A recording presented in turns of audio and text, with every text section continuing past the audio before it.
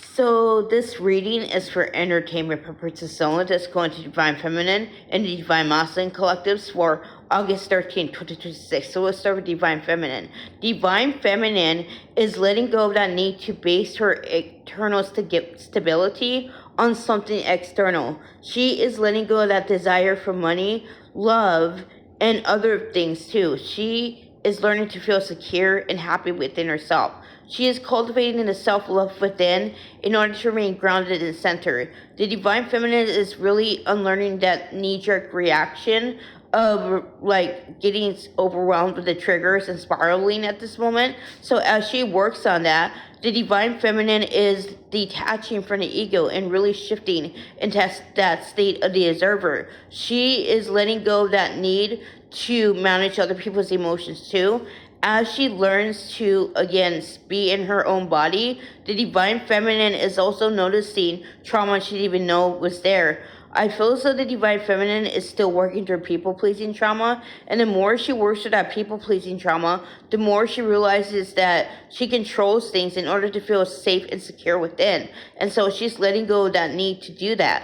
I feel as though the Divine Feminine is still going through throat chakra activations. I know I've been saying it, but this is really helping the Divine Feminine work through her communication blocks. And she's learning how to speak up and to really have healthy discussion instead of being triggered and self-sabotaging. She is really finding her voice at the moment, and as she lets go of that need to be liked and accepted, the Divine Feminine is really aligning to her Dark Feminine and no longer tying her peace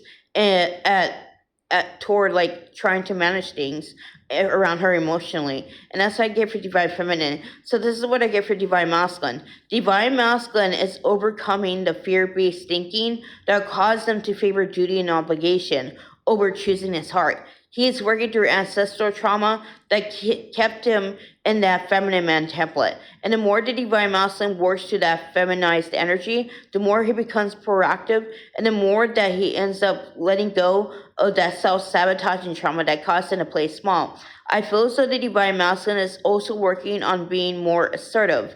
As he clears the passive aggressiveness or the passivity that caused him to go with the flow, he is starting to actually see that having a vision means that having confidence. And for the longest time, the Divine Masculine was constantly working on himself, hoping to be enough for the Divine Feminine. But now he's realizing that he's already enough, and therefore he needs to feel secure and confident with himself. So he's unlearning that need to base his worth on something external.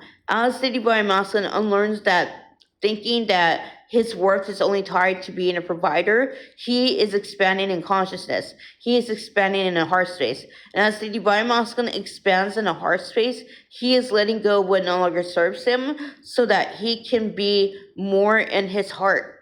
I feel as though the Divine Masculine is still going through heart chakra activations.